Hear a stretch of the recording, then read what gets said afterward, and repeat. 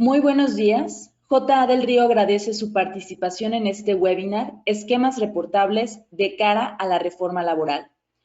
Es un placer presentar a nuestros expertos en el tema, quienes desarrollarán el mismo durante esta transmisión. Bienvenidos, Montserrat Colín. Montserrat se graduó como contadora pública del Instituto Politécnico Nacional de la Ciudad de México y tiene un diplomado en Impuestos y Servicios Legales de la Universidad Panamericana. Con más de 13 años de experiencia en consultoría fiscal nacional e internacional en Big Four, Montserrat ha participado en reestructuraciones corporativas nacionales e internacionales, fusiones, escisiones, ventas de acciones, adquisiciones, fideicomisos, due diligence, M&As, cumplimiento, consultoría fiscal, impuestos diferidos y análisis de la aplicación de tratados internacionales, entre otros. También nos acompaña Víctor Ramos. Víctor es licenciado en Contaduría, con maestría en Estrategia Empresarial de la Universidad Panamericana. Su experiencia incluye más de 13 años en asesoría fiscal en Big Four. Desde 2018 es profesor titular del Instituto Tecnológico Autónomo de México en el Departamento de Impuestos y ha sido ponente en diversos foros relacionados con impuestos. Ha participado en la estructuración de proyectos para inversión extranjera, capital privado e instituciones financieras, brindando soluciones tributarias enfocadas a una amplia gama de situaciones, como emisiones públicas, adquisiciones, enajenaciones, joint ventures, repartición de capitales y BMOs. Sean bienvenidos, Víctor y Monse. Muchas gracias, Dulce. Muchas gracias, Víctor. Y gracias a todas las personas que nos acompañan el día de hoy. Es un placer poder compartir todos estos temas y problemáticas con ustedes y esperamos que sea de utilidad. Bueno, pues para esta conversación vamos a tocar varios temas que son relevantes. Primero vamos a dar un pequeño, voy a decir, resumen de qué fue la reforma laboral, cómo se ve actualmente, en qué proceso estamos y evidentemente las obligaciones fiscales que conlleva esta reforma laboral. No solamente son los requisitos que ahora impone la ley, sino también conlleva un tema de reporteo en el que nos vimos obligados a reestructurarnos en nuestras empresas, en el que nos vimos obligados a mover empleados, a realizar fusiones, a realizar movimientos inclusive de contratos o reestructurar nuestra operación. ¿Y cuáles de estos casos podrían conllevar para las empresas o para los asesores o ambos el reporteo de estas actividades como si fuera un esquema reportable? Adicionalmente a que también pueden caer en otras obligaciones como pudieran ser operaciones relevantes o como pudiera ser cualquier otro tipo de reporteo u obligación con nuestros auditores, con nuestra casa matriz, un ejemplo, un FIN 48, o también un tema de que el auditor tuviera que reportar aquella reestructura que se hubiera realizado o que no se hubiera realizado. Entonces, bueno, pues para este tema vamos a partir de qué fue esta reforma laboral o qué ha sido esta reforma laboral. Como saben, se publicó el 24 de abril en el Diario Oficial de la Federación. Para estos efectos, el 24 de abril entró en vigencia para efectos de seguridad social, efectos de IMSS, Infonavit, efectos de la Secretaría del Trabajo, y se consideró a partir de ese momento que todos los actos o las actividades de subcontratación, a partir de ese momento eran ilegales. Nos pusieron también un nuevo cálculo de cómo se debería determinar la PTU, voy a decir, el mismo cálculo que conocíamos persiste, sin embargo nos incluyen dos nuevas limitantes y esto, voy a decir, una limitante de 3 meses de sueldo y la otra del promedio de los últimos 3 años de PTU. Es importante mencionar que estas modificaciones a nivel de leyes de seguridad social derivaron de las conversaciones que hubo a partir del año pasado con el sector empresarial, el sector obrero y el ejecutivo al respecto. Esta iniciativa de ley se pretendía que se aprobara desde diciembre, sin embargo, esto no fue posible porque claramente no existían estas limitantes, no existía inclusive una prórroga de tiempo para efectos fiscales, que eso también ahorita les platico la vigencia fiscal. Y finalmente, pues, había como muchos temas que se tenían que definir, qué tendría que ser un prestador de servicios especializado, cuál no es especializado, qué servicios sí están permitidos y cuáles no.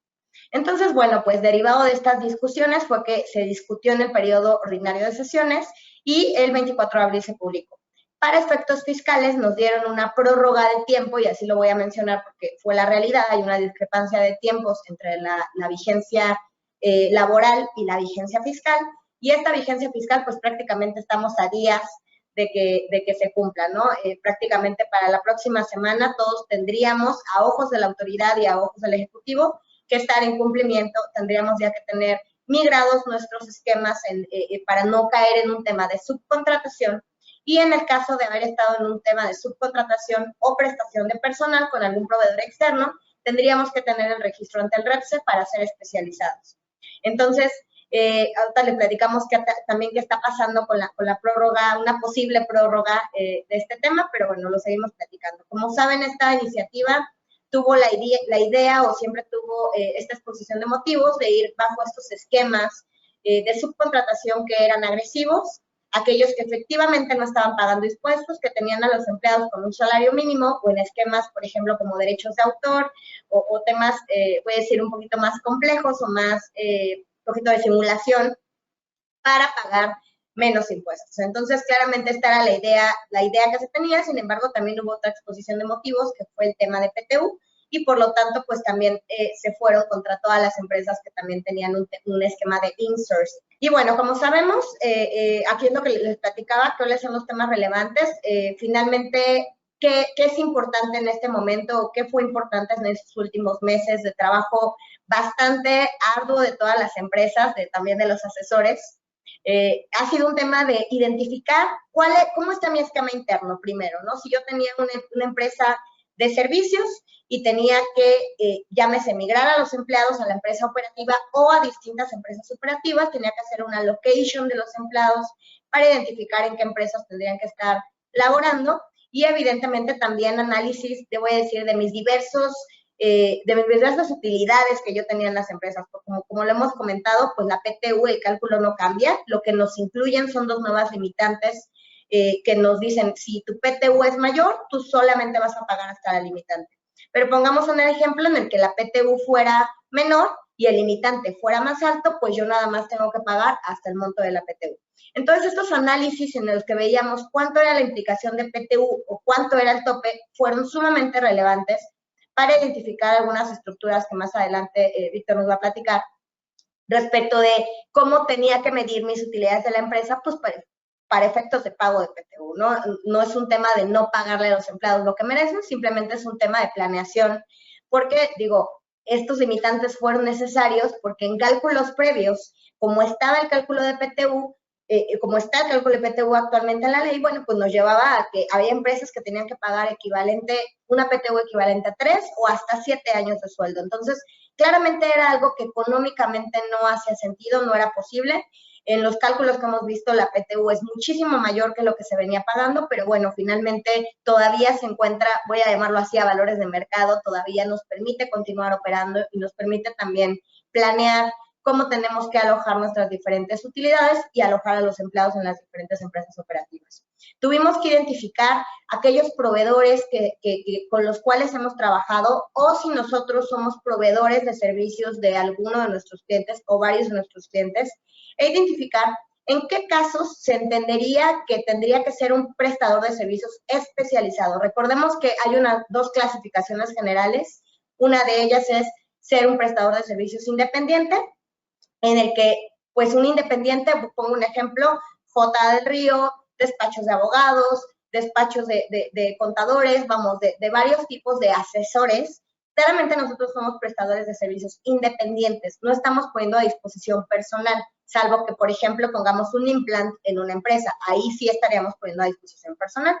Entonces, teníamos esta línea que no estaba muy clara o no quedó muy clara en la legislación, en la nueva reforma laboral, no quedó claro en las disposiciones fiscales, y al no haber claridad, lo que sucedió es que la PRODECON, que recordemos que la PRODECON es un intermediario entre las empresas y entre el fisco para, voy a decir, para llegar a negociaciones. Sin embargo, pues la PRODECON tampoco quiere decir que tenga potestad bajo la interpretación de las autoridades fiscales o las autoridades de seguridad social. Esto es importante comentar.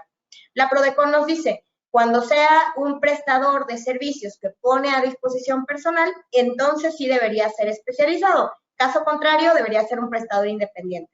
Entonces tuvimos que hacer un rastreo, tomando en consideración este dicho, de cuáles de nuestros proveedores o en qué casos nosotros tendríamos que ser especializados.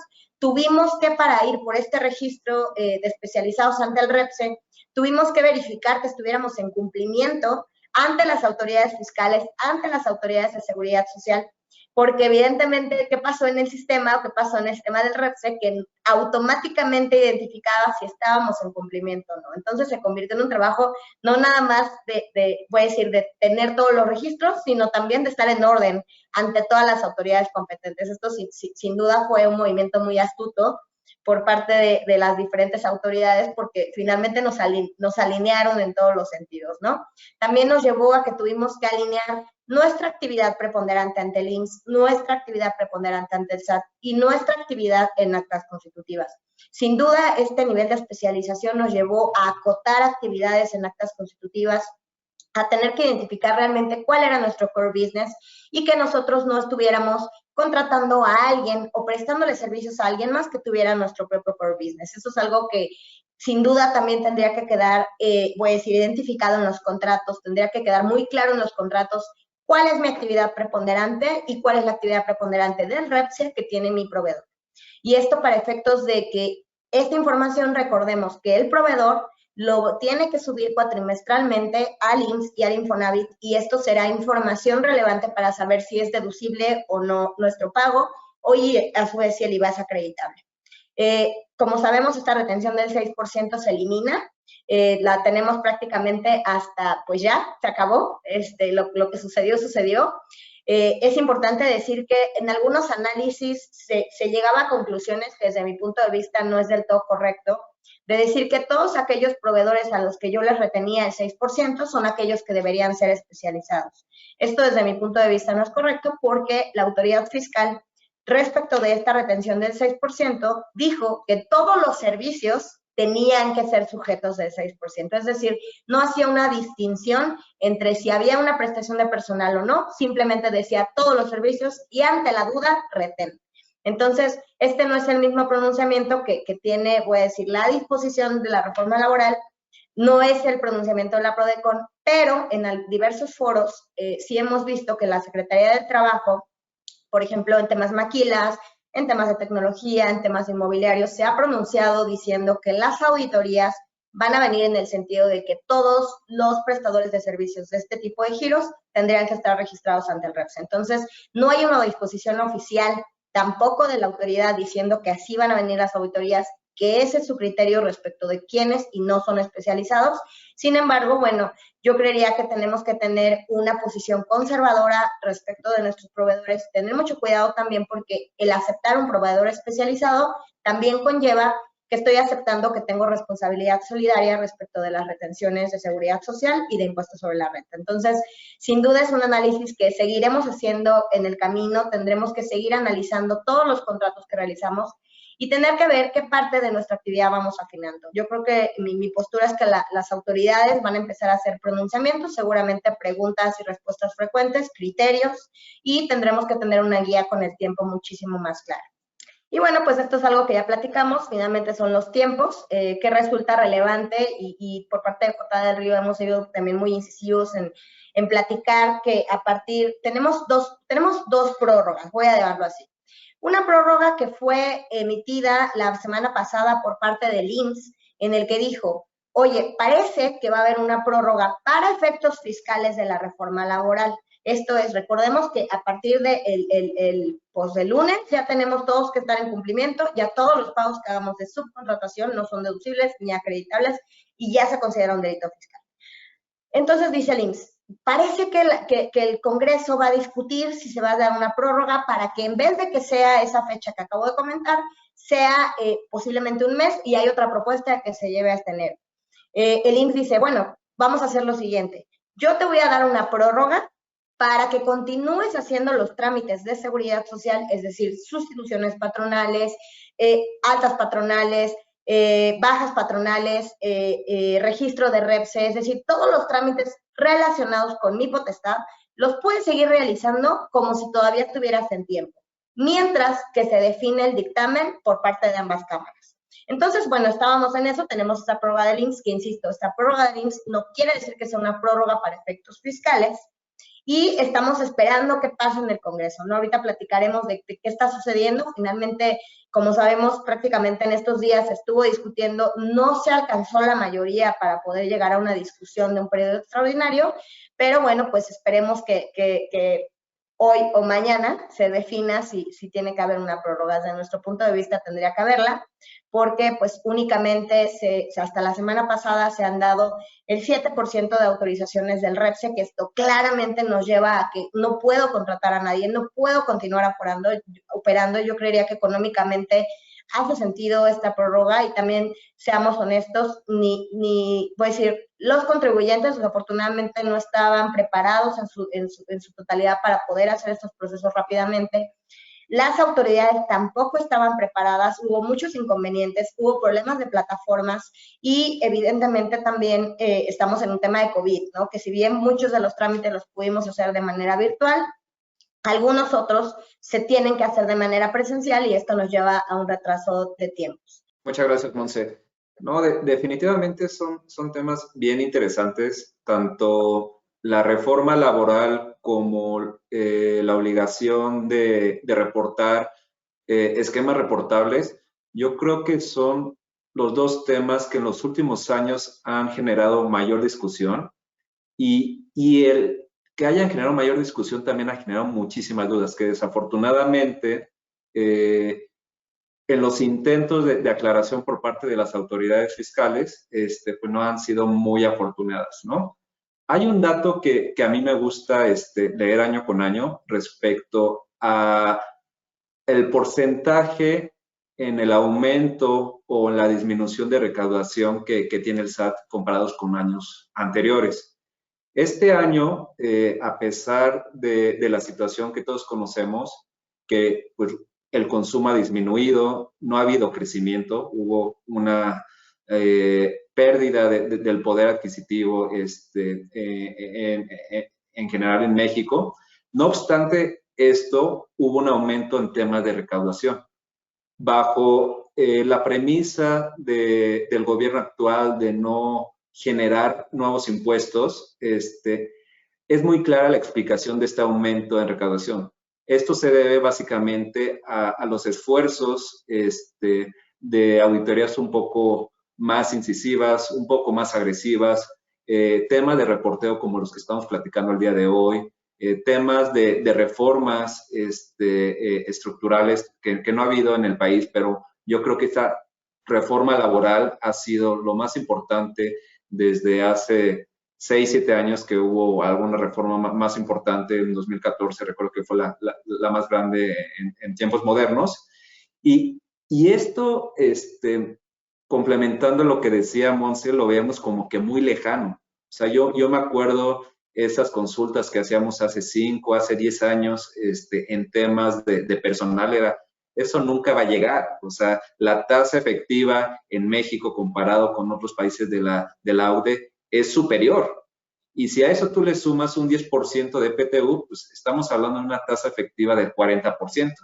Entonces, cuando empezaron estos primeros esfuerzos sobre eliminar los esquemas de outsourcing, realmente muchos, incluyéndome, lo vimos como algo muy lejano. Entonces, el tiempo ya nos alcanzó, ya estamos a unas semanas de poder, más bien de tener que hacer esta migración. Hay ciertas complejidades, como comentaba Monse, o sea, ese dato del 7% que únicamente han sido aceptados, pues, ¿qué implica eso? Que ya no hagamos contrataciones, que paremos toda la maquinaria económica en el país. Pues la verdad, pues son temas bien complicados. Entonces, ya aterrizando el tema de esquemas reportables, sabemos que ha habido mucha discusión, muchos foros que han hablado estos dos temas, pero nosotros queremos darle un enfoque distinto. Platicando con Monse decíamos, a ver, tenemos estos dos temas que están de moda, que han creado mucha confusión. Entonces, ¿qué podemos hacer para que sea interesante para el auditorio? Y el enfoque que le tratamos de dar es, mira, nosotros hemos visto estos con nuestros clientes, hemos visto estas operaciones que se han escuchado en el mercado, hemos platicado con otros asesores y esto es lo que han recomendado y cuál sería su impacto en temas de esquemas reportables. Esquemas reportables no es algo que se inventó aquí en México. Realmente ya existe esta obligación en muchos países, principalmente europeos, y esto deriva de la acción 14 del proyecto BEPS de la OCDE, el cual da lineamientos o guías sobre, en este en específico, de obligar a los contribuyentes a reportar posiciones fiscales agresivas. Aquí en México, o el modelo mexicano, tiene algunas particularidades, que lo vamos a comentar un poco más adelante, pero en las generalidades podemos decir que esto entró en vigencia a través de un título que se incorporó en el Código Fiscal de la Federación a partir del 1 de enero del 2021. Básicamente lo que busca es que tanto asesores fiscales como contribuyentes sirvan hacia la autoridad o le dé elementos a la autoridad para tener un campo de auditoría un poco más amplio y conocimiento sobre aquellas posiciones que pudieran generar un beneficio fiscal en México. El motivo, pues creo que es claro, como todas las propuestas de BEPS, es la de tratar de evitar el abuso o implementación de estructuras para obtener algún beneficio fiscal que se traduzca en una erosión de la base, ¿no? Dulce, no sé si nos podemos ir a la siguiente lámina, por favor. Muchas gracias. A ver, temas básicos, temas que tenemos que tener bien identificados respecto a esquemas reportables. ¿Quiénes son los sujetos a declarar? En primer lugar, es el asesor fiscal. ¿Quién es el asesor fiscal?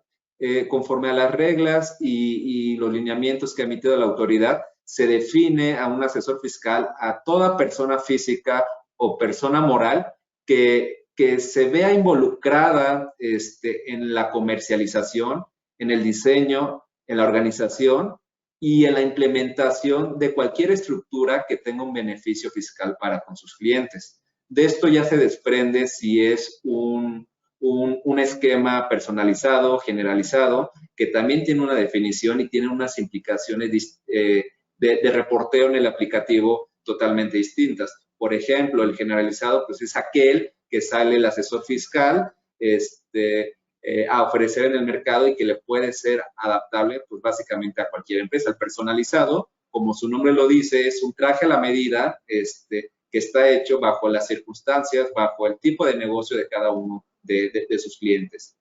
Hay excepciones, incluso hay un listado de excepciones en los cuales el contribuyente va a estar obligado a hacer este reporteo. Por ejemplo, si hay un impedimento legal contractual para que el asesor fiscal se vea imposibilitado a hacer este reporte. Ese es uno. Hay otro, pues, donde el contribuyente, por su poder administrativo, por su capacidad analítica, puede tener un departamento de impuestos o de asesoría interna en el cual pues ellos a título propio deciden hacer esta implementación. Entonces, hay una serie de requisitos en los cuales pues, habrá obligación ya sea de una parte o de otra. Este artículo, o más bien este título que les comentaba sobre el código, te menciona 14 supuestos en los cuales un contribuyente o un asesor fiscal está obligado a reportar a través del aplicativo. Básicamente, los más importantes y los que vamos a discutir en las siguientes láminas se refieren a aquellos relacionados con transmisión de pérdidas fiscales, de pagos interrelacionados, pagos a partes relacionadas en el cual yo aplique un beneficio de tratado para reducir la tasa de retención, un tema de transmisión de activos depreciados. Eso traemos un par de ejemplos y es lo más común que estamos viendo. Básicamente la planeación fuera de temas de fusión, fuera de temas de traspaso de empleados, se enfoca mucho a cómo podemos optimizar la base fiscal precisamente para reducir este pago de PTU, que a pesar de estar limitada a los 3 meses, pues puede ser un gasto que te deje fuera del negocio, ¿no? Por el markup que puedas generar aquí en México. Entonces, mucha de la planeación va enfocada a este tema de tanto bienes tangibles e intangibles, así como traspaso de contratos. Y bueno, pues aquí platicaremos, como bien decía Vic, este tema de esquemas reportables es tanto escabroso, pero ya tenemos que empezar a acostumbrarnos, porque la realidad es que nos lleva, este reporteo, vamos a ver a qué nos lleva un poquito de ejemplos de cómo se ve, inclusive la forma de reportar, de que pues nos lleva a que sí, si no, y si todo lo contrario, de todos modos es reportable, ¿no? Entonces, vamos a ver un poquito como casos en los cuales nosotros consideramos que se tienen que hacer análisis respecto de si es o no un esquema reportable. Es importante comentar que estas son algunas, no todas, son algunas de las estructuras o reestructuras que hemos visto en el mercado que pueden suceder. Recordemos que estas estructuras pueden ser derivado de que se tienen diferentes esquemas de trabajo, diferentes tipos de empresas, diferentes formas en cómo operan las empresas en México, y que también tenemos diferentes activos, tangibles o intangibles, diferentes tipos de empleados o inclusive diferentes contratos. Entonces, son cosas que se pudieron haber realizado y que pueden suceder y que veamos si son un esquema o no reportable. La primera de ellas, y seguramente todos la vieron, muchos de ustedes seguramente la están todavía padeciendo, que es esta famosísima sustitución patronal de los empleados. Pongo un ejemplo claro, una empresa de servicios y una empresa operativa, un caso muy sencillo. Yo me dice la disposición de la reforma laboral que tengo que mandar a mis empleados de la empresa de servicios a la empresa operativa, ¿no? Después veré qué hago con la empresa de servicios, ¿no? Una opción era, pues, la fusiono, ¿no? Y ahí transmito a los empleados. Sin embargo, los tiempos simplemente nos comían. Una fusión nos puede llevar hasta 3 meses y una sustitución patronal la podíamos realizar con tiempos muy eficientes en 2 semanas o hasta 1 mes. Entonces, la realidad es que las sustituciones patronales hacían más sentido de inicio. Entonces, bueno, pues esta sustitución patronal, yo mando a los empleados a la empresa operativa y después dices, ¿qué hago con el cascarón? Y pues con el cascarón tengo 2 opciones. Uno es liquido el cascarón y la otra es fusiono el cascarón en la empresa operativa. 2 procesos completamente distintos, posiblemente ninguno de los 2 grabados para efectos fiscales, porque pues es un cascarón que en teoría no tiene nada, pero recordemos que como no transmitimos activos en la sustitución patronal, en este periodo nos dijeron, no vas a sustituir activos, te voy a permitir que haga la sustitución sin necesidad de transmitir activos. Entonces, si yo me quedo con un cascarón que tenía algunos activos o inclusive a ojos de la autoridad algunos activos intangibles y yo liquido esa empresa, entonces esa liquidación de la empresa se considera para efectos fiscales una transmisión total del activo. Entonces, ¿a qué nos lleva?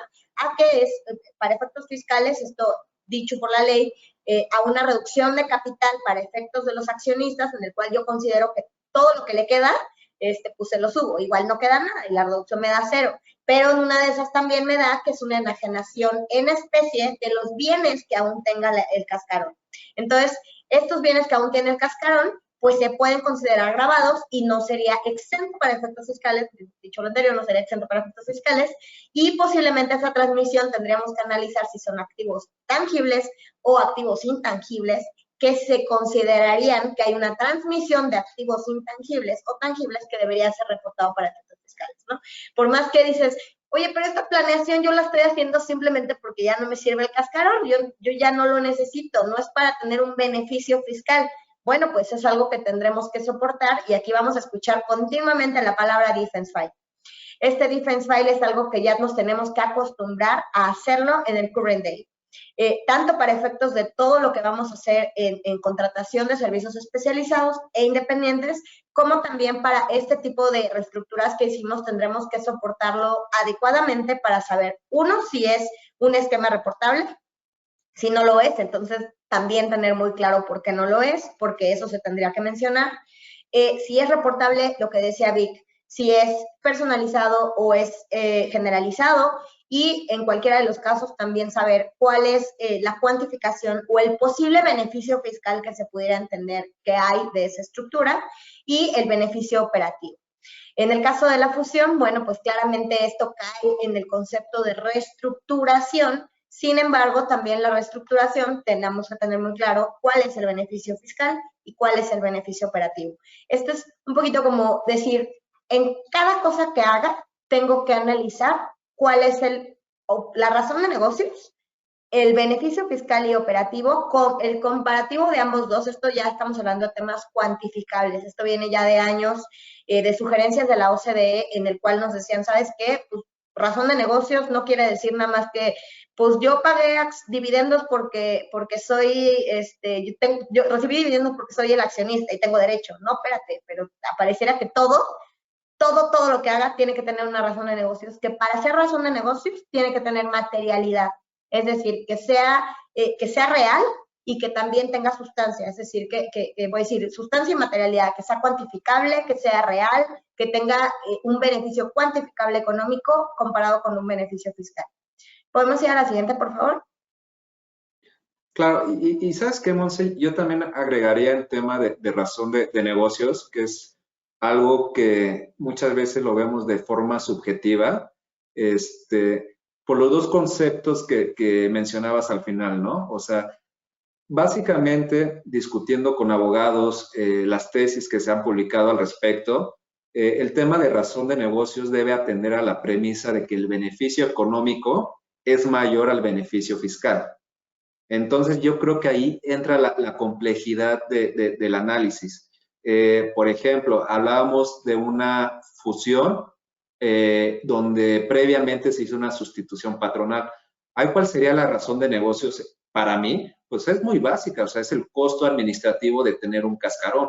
¿Cuál es el sentido de tener a una empresa que no tiene operación, que no tiene nada de nada?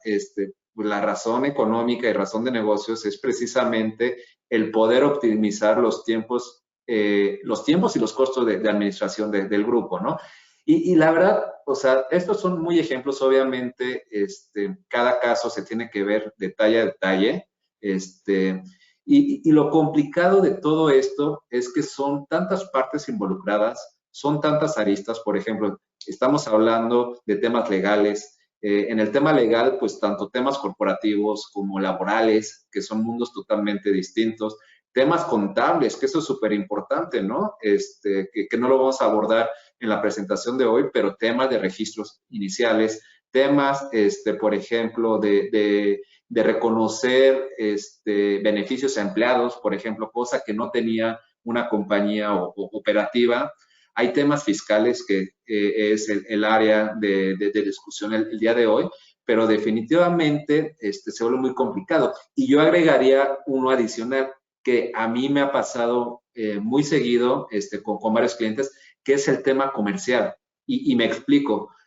Ha habido casos que me han llegado que me dicen, oye, a ver, yo ya hice mi análisis, o incluso hubo casos donde nosotros hicimos el análisis y definitivamente no caes en el supuesto de servicio especializado, pero sus clientes, los clientes de nuestro cliente, piden que se tenga la autorización conforme a una instrucción de corporativo para ser contratados, ¿no? Entonces, también tenemos ese supuesto donde ya sabemos que no te aplica, no estás en ningún supuesto, pero tienes que ir por la autorización, por un tema comercial, por un tema de corporativo. Yo me quiero lavar las manos y entre que eso no es, pues yo me voy a la segura, ¿no? Entonces, esos casos seguramente ustedes los habrán tenido en sus compañías y son pues ingredientes que se van agregando a este tema un poco más complejo.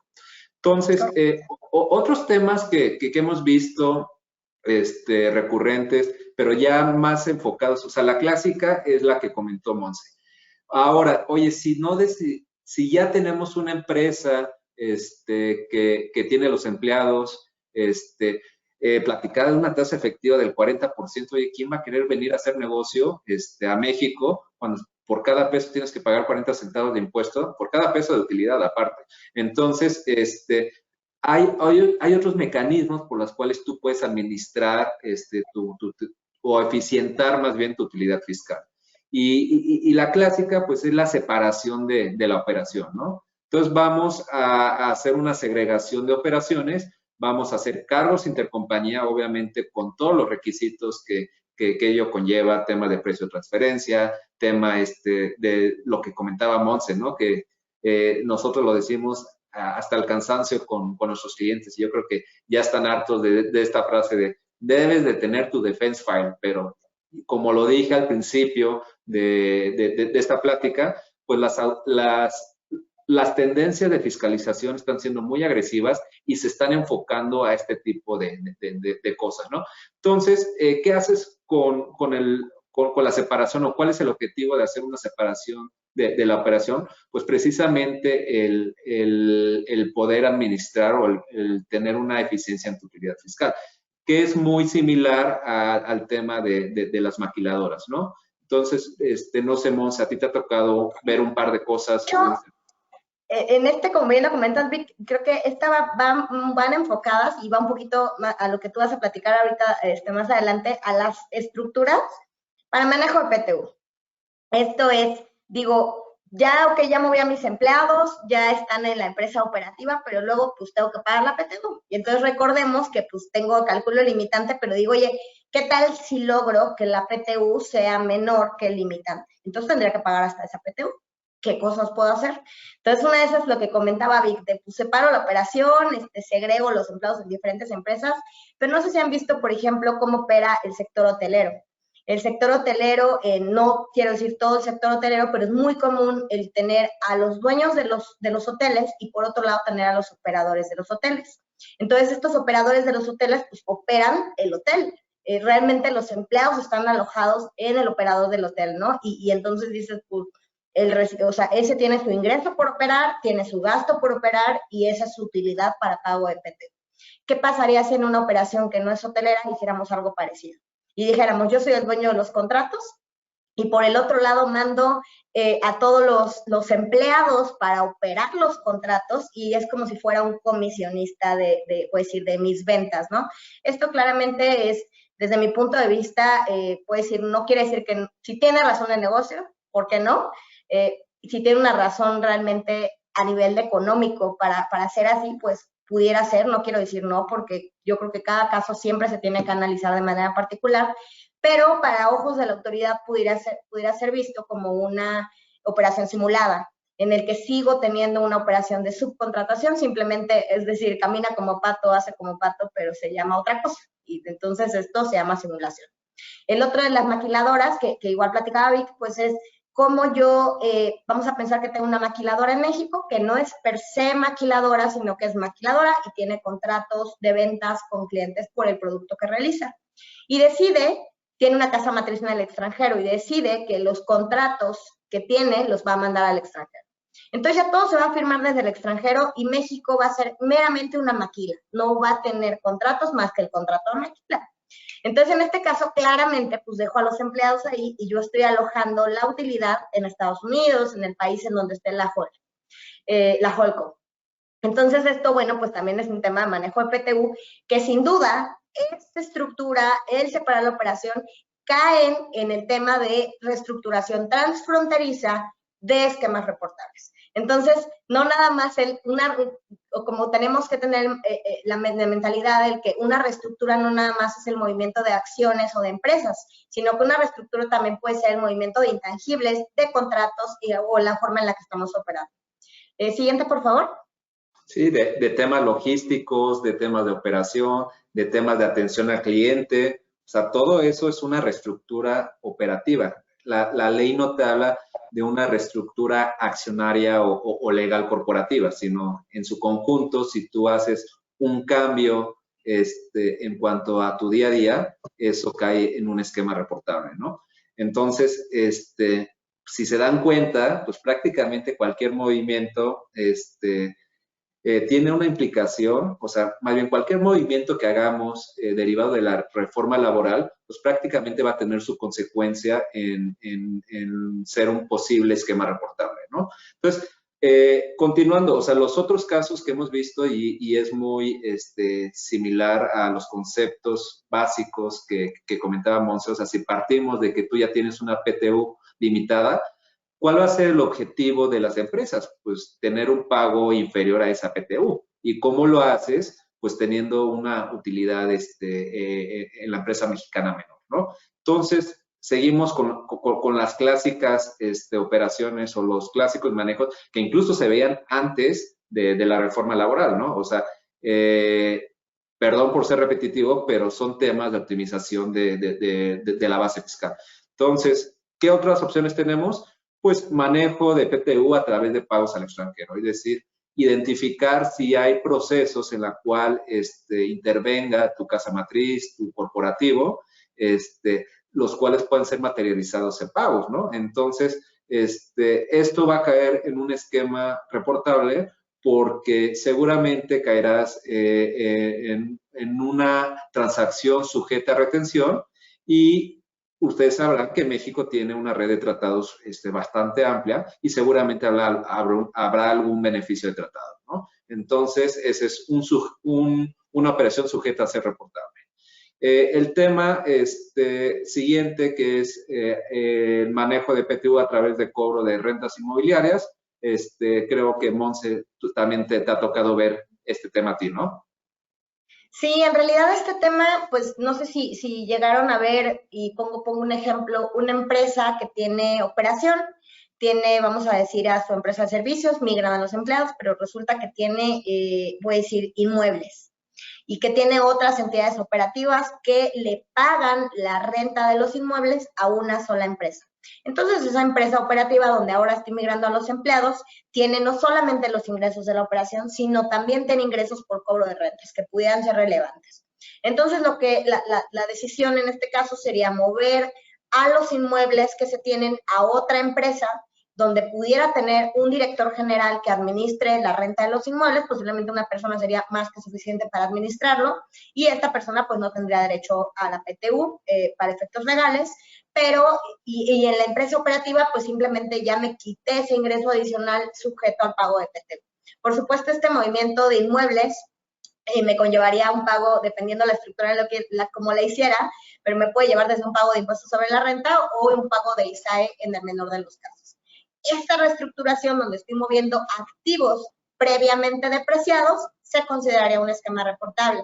Y también, ahorita que platicaba Víctor respecto de este pagos al extranjero, que claramente, como bien decía, se ha hecho en el pasado y se ha venido haciendo en muchos sentidos. Recordemos que para efectos de precios de transferencia tenemos reglas de la OCDE muy claras que tenemos que seguir. No solamente voy a decir los artículos, los pocos artículos que tenemos dentro de la ley, sino que también tenemos que hacer caso a todos los lineamientos de la OCDE. Entonces, incrementar pagos al extranjero o estructurar nuevos pagos con otro nombre al extranjero es un tema que resulta complicado, que no es tan sencillo como lo era en el pasado y que sin duda siempre vale la pena hacer estos análisis, porque si seguimos en una estructura de pagos al extranjero que se llame management fees, pues claramente vale la pena hacer una reconsideración si podemos hacer un split de los pagos para darles mayor sustancia. Esto también para efectos de auditorías es importante porque ya se está revisando cuál es la materialidad, es decir, que realmente ese servicio fue efectivamente prestado y en qué consistió para saber si ese pago será deducible o no. Entonces, un poquito como esta idea también es decir, pues estas estructuras también llevan temas de precios de transferencia, ¿no? Que ya lo comentaba Víctor, es analizar si estos movimientos de precios, si esta transferencia de activos tangibles e intangibles me pudiera representar un esquema reportable. Entonces, si es un esquema reportable, pues claramente también tengo que dejarlo súper soportado y nuevamente la palabra defense file viene a colación, porque en caso de cualquier revisión tendremos que estar preparados. No sabemos cómo van a venir todas estas auditorías, pero sin duda creemos que van a ser de manera bastante agresiva por parte de las autoridades. Y bueno, aquí nada más haciendo un pequeño recap de los temas que hemos platicado. Como saben, ¿cuáles son los temas que tenemos que poner atención y hacer un análisis? La invitación a esto es hacer un análisis en cada uno de los casos que hubiéramos tenido para ver si es un esquema reportable o no, si es personalizado o no, cuál es el beneficio económico y el fiscal, y cuáles son los casos generales. Bueno, si yo transferí activos, tangibles o intangibles, o planeo hacerlo, aquí recordemos que la transferencia de activos no nada más tiene que ser la venta, puede ser una transferencia de activos por liquidación de la empresa, puede ser una transferencia de activos por una fusión de la empresa, es decir, tenemos, y digo, esa fusión puede ser exenta si cumple requisitos, pero en el caso de la liquidación no necesariamente. Si estamos transfiriendo también intangibles, es decir, contratos a partes relacionadas, inclusive derivado del movimiento de los empleados, si tuve que alojar los contratos en diferentes empresas y analizar que estos contratos son intangibles, que al transferirse a una u otra empresa, primero tendría que transferirse a valor de mercado. Y segundo, tendríamos que analizar cuál es la implicación fiscal y como último punto, si tiene un tema de reporteo que deberíamos estar dando cumplimiento. Ya mencionamos traspaso de contratos, servicios sin remuneración, esto también es un tema que hemos visto constantemente y por supuesto esto, el pan de cada día, fusiones y liquidaciones, ¿no? Si tenemos qué va a pasar con esos cascarones, voy a hablar, tenemos 4 opciones generales, ¿no? La primera es, mantengo la empresa, no hace nada, pero sigo pagando pagos provisionales. Yo creo que este es el peor de las opciones, o sea, ¿a qué lo quiero? Pero bueno, puede ser por un periodo transitorio que decida tenerlo así. Un segundo, que ponga en suspensión por 2 años la empresa, que esa también es una opción viable si yo no sé qué quiero hacer, si necesito pedir autorizaciones, si tengo demasiado trabajo en mi empresa. Una tercera sería la fusión de la empresa operativa o una liquidación. Entonces, analizar cualquiera de las últimas dos para ver si esto también sería un esquema reportable. Las siguientes láminas realmente son informativas. Ustedes probablemente ya habrán tenido oportunidad de entrar al aplicativo de esquemas reportables. La verdad, no me voy a detener mucho en esto para tener oportunidad de tener unos minutos de preguntas y respuestas, pero realmente el aplicativo para reportar es muy completo, o sea, me refiero a muy completo en el sentido de que prácticamente te piden de datos de RFC, quiénes son tus asesores, cuál es la descripción a detalle de la transacción sujeta a reportar, cuál es el beneficio de haber implementado esa actividad. Y la verdad es un full disclosure que hacen los contribuyentes o los asesores con el SAT. Entonces, ya veremos cuál es la utilidad que le da la autoridad a esta información, porque básicamente pues es muy completa, es literal, es dar toda la información que tienes sobre tus transacciones. Entonces, yo creo que eso va a ser lo interesante a ver en futuras revisiones o en temas de facultad de comprobación por parte de la autoridad fiscal.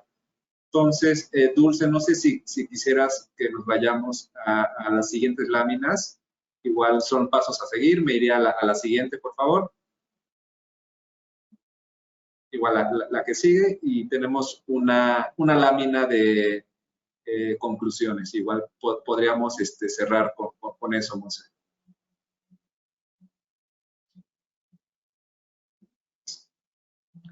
Es la que sigue, ahora sí. Y por supuesto, esta presentación va a estar disponible en nuestra página de internet para que también puedan consultar un poquito de esto que pusimos de manera representativa, de cómo acceder al portal, cómo tenemos que reportar, ¿no? Y en estos casos en los que tenemos que identificar, incluso si no es reportable, ¿no? Decir, pues tengo un esquema no reportable, ¿no? Entonces, es un poco esta dinámica, ¿no? Que nos pusieron en esta forma de reporteo que tenemos que poner atención. Y cosas que queremos para finalizar esta exposición, irnos a una serie de preguntas y respuestas, que es qué cosas tenemos que poner atención, ¿no? Aquí mencionábamos la atenuación de reportar o no, deberá ser un análisis case by case. Entonces, es de los casos que mencionamos, poner muchísima atención. Ahorita, de hecho, pues, venía una pregunta que una vez voy a aprovechar para comentar respecto de las reestructuraciones transfronterizas, por supuesto. Estos activos intangibles, el caso, por ejemplo, de la maquila que mencionábamos, oye, pues si yo mando los contratos para Estados Unidos y me quedo con la maquila pura en México, estoy transmitiendo un activo intangible a Estados Unidos y puedo caer en varias fracciones de esquemas reportables. Una, estoy transmitiendo posiblemente un activo, parte de los contratos puede ser que haya activos intangibles que también tenga que transmitir como parte de los contratos y pueden ser activos intangibles previamente depreciados. Es una reestructuración transfronteriza. Esto claramente pues me lleva a un tema de esquema reportable, contestando a la pregunta que preguntaban de si esto aplicaba para efectos locales. Localmente, la fracción de transfronteriza seguramente no, porque esto es transfronterizo, pero sí posiblemente en la fracción de transmisión de activos previamente depreciados. Entonces, esto es importante saber que podemos no nada más caer en una fracción, podemos caer en varias fracciones de esquemas reportables y tenemos que identificarlas. Por ejemplo, también estaría aplicando posiblemente el beneficio de un tratado. Entonces, ya caí en 3 fracciones, ¿no? Entonces, es importante identificarlo. Verificar los tiempos en los que se tiene que reportar, ¿no? Esto es sumamente relevante. Los tiempos, recordemos en México que ya somos más de forma que de fondo, las auditorías son de forma que de fondo, antes eran creo que un poquito más de fondo, y ahorita ya tengo que cumplir cabalmente con todos los trámites, tengo que poner muchísima atención en cómo tengo que reportar, en tener toda la documentación soporte en caso de una revisión. Esto es sumamente importante. Determinar quién tiene la responsabilidad de hacerlo. Recordemos que la empresa en primera instancia siempre tiene la obligación de reportarlo, pero el hecho de todos los asesores, abogados, contadores, fiscalistas, todos tenemos que tener atención en qué cosas estamos asesorando y en qué cosas también tenemos que reportar de manera conjunta con la autoridad, perdón, de manera conjunta con la empresa. En qué casos no es reportable y qué procede, es decir, no es reportable, pues cómo lo tengo que documentar también por no ser reportable, qué documentación tengo que contar en mi defense file, qué cuantificaciones tendría que hacer, tengo que soportar, por ejemplo, en mi acuerdo de fusión, la razón de negocios de la fusión. Esto es súper importante porque es la única prueba que yo voy a tener en el futuro para identificar cuál fue mi razón de negocios. Entonces, tengo que tener mucho cuidado también en cómo soporto toda la operación. Cuantificaciones que ya platicaba Vic del beneficio económico versus el beneficio fiscal. Aunque yo diga, no hay beneficio fiscal, porque esto lo estoy haciendo por la disposición fiscal.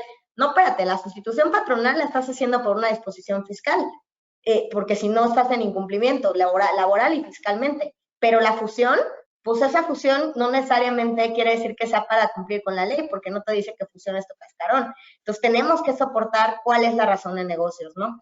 En el caso de transferencias de activo, igual hacerlo a valores de mercado y que esté debidamente documentado. Y bueno, lo que decíamos, la documentación corporativa que contenga las razones de negocios. Cuidar mucho el tema de objetos sociales también, porque, voy a decir, quienes hicieron esta labor de cambio de objetos sociales fueron las compañías que están tramitando su REPSE, pero yo como contratante dices, pues yo estoy bien, pero tengo que echar un double look a mi objeto social y verificar si no coincido con el objeto social de mi proveedor ya registrado en el REPSE, porque aunque esté registrado, si somos lo mismo, pues resulta que no es deducible y acreditable. Análisis de cumplimiento ante las diferentes autoridades. Esto el proveedor va a reportar cuatrimestralmente a IMSS Infonavit la información en el caso de REPSE, pero yo que tengo que contar con información para estar acreditando el IVA y poder estar deduciendo mis pagos a mis proveedores. Las posibles consecuencias, recordemos, no nada más es la no deducibilidad y el acreditamiento, sino que el seguir contratando a proveedores que tienen esquemas de prestación de personal o que debiendo estar registrados ante el REPSE no lo están y los sigo contratando, me conlleva como contratante y como prestador de servicios un tema de delito fiscal. Entonces, es sumamente importante que tengamos cuidado y que seamos muy cautelosos, al menos hasta que salgan reglas más específicas por parte de las autoridades. Seguimiento a problemáticas por parte por registro de sustitución patronal. Sabemos que hay un montón de problemas, de ahí la ampliación también del IMSS para poder seguir haciendo estas sustituciones altas de registros patronales y registros ante el REPSE, entre otros.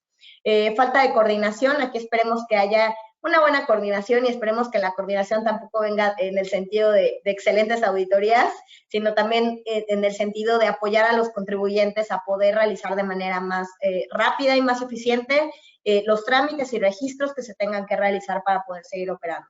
Y la posible prórroga, ¿no? Que también decíamos, se espera que en estos días, y estoy diciendo porque no se aprobó el dictamen para la ampliación de plazo para efectos fiscales, pero se espera que estos últimos días se logre discutir. Si se alcanzan 2/3 partes, lograremos posiblemente un tema de dictamen. Y también es importante mencionar que se está esperando que sea el viernes 30 la sesión.